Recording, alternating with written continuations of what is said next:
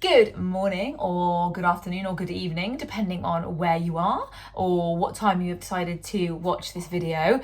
And if you're watching it in order, today should be Tuesday for you. But welcome back. So we're on day 2 of the 7-day gut health week. And day 2 is all about good bacteria and what we can do to get more good bacteria into our gut microbiome, but also how much it influences our health, and also some things that we need to know about not allowing the harmful, so the bad bacteria, to become the dominant one. Let's start with good and bad bacteria. Now, they have so many names. So good bacteria, you have literally got trillions of them, and there's lots of bad bacteria as well, and they've all got these very, very long, I presume, Latin names. They're like Apodipidophidose, Lipidapidopidos. Now, I can barely pronounce my own name, so going through what each individual bacteria is called, you probably will switch off. So I always refer to them as your bad bacteria and your good bacteria. And what we want is we want to get good bacteria in to be the dominant, but we also want to be doing things to prevent your bad bacteria, which as a collective is known as pathogenic bacteria. We don't want the pathogenic bacteria to be the dominant one. How we can stop that from happening are lifestyle choices. So it's more looking at like your ultra processed foods. It's looking at your stress management. So for example, ultra processed foods, the way that their chemicals are, it allows more pathogenic bacteria to breed. It dampens, I guess, in a way, your beneficial bacteria. The same when you're really stressed, what happens is that your beneficial bacteria, so the good guys, don't have the grounds to breed and become happy, and then the bad guys can then take over. So we really want to make sure that we're doing both, putting the good guys in, but also preventing the good guys for ruling and winning the war. It's a bit of a balance, juggling act all of the time. Now, your good bacteria comes in different sources. You've got your food sources, which are your fermented foods, or you can also get your good bacteria from a very good quality probiotic. And I'm going to talk a bit about those in a second. Now, fermented foods, when you talk about them, people always think, or my clients anyway go, oh no, are you going to get me to eat that like fermented fish that like my crazy mother potentially would eat, who's a Swede, she's a Swedish lady, that canned fish that you hear? And you'll be lucky to know that no, fermented food isn't necessarily that type, but we're looking at stuff like your kimchis, your sauerkrauts, your kombuchas, kefir, tempeh, miso paste, red wine and cheese to an extent are also fermented. Obviously those will be in moderation, but we're looking at getting a really nice wide range of these fermented foods into the diet.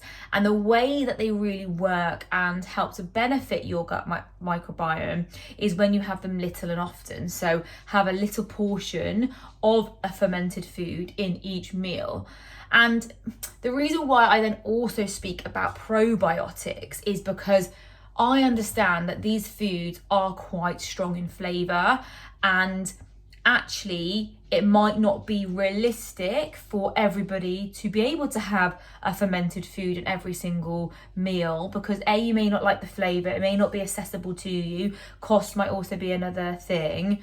So I always speak about, in that case, let's look at a high quality probiotic. And the one that I recommend, that I have done quite a lot of research on, I've also had lots of training with them and seen all of their tests and all of their research and clinical research that they do, but is a product called Simproof, and it's a liquid-based probiotic that has got clinical studies and research that it gets to your gut microbiome alive, and that's what we want.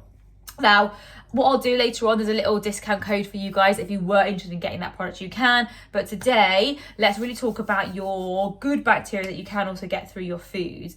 Now, when they say little and often, so think about kimchi eggs. So sour toast, eggs, sprinkle a bit of kimchi on.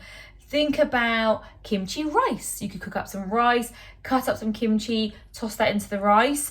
You can do toasties with a little layer of sauerkraut on. You can make a stir fry, put some miso paste into there. So really is little and often is where we want to be. Now, some of the benefits of having a really wide and varied range of bacteria in your gut microbiome ranges from boosting your immune system, down to helping with weight management, down to looking at your heart health.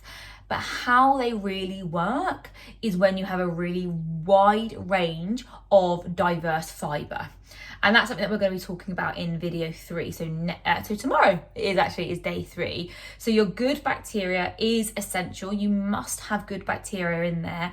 But those good bacteria, those little microbes, those little guys cannot flourish and continuously become diverse. And they can't do their job if they don't have fiber to feed off. So that's why I think it's really important to know that with these videos that I'm going to be talking about, that you want to be taking a bit of information from all of them, and we put them all together. I'm going to go back to the pathogenic, the bad guys. Now, the reason I want to just really quickly cover these is because it's a bit of an eye-opener when you know what they can do and actually how they make you feel.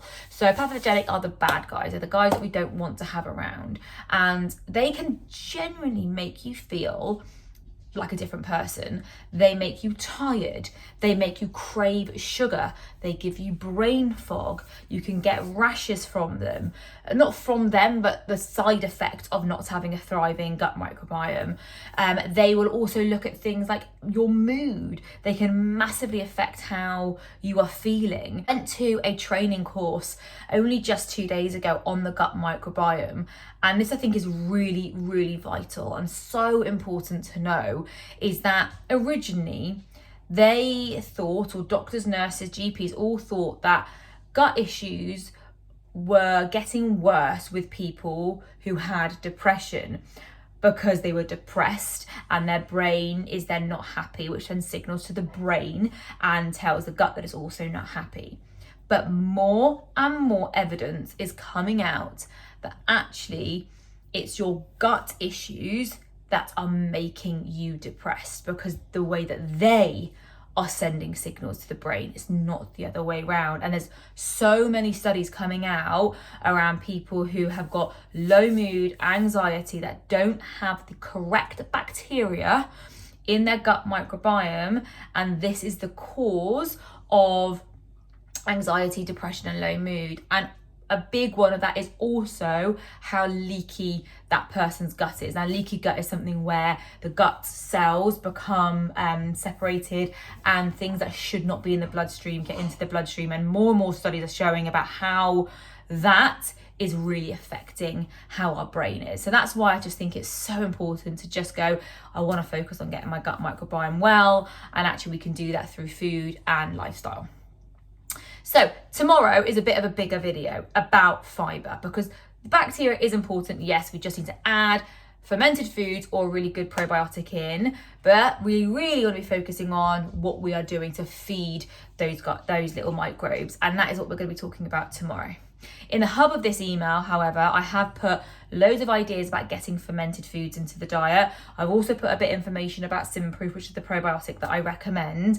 If you have any questions, small or large, please don't hesitate to ask. I'm always here to open them, to answer them. And for now, have a lovely, lovely Tuesday. I will see you all tomorrow, and we're going to get stuck into fiber.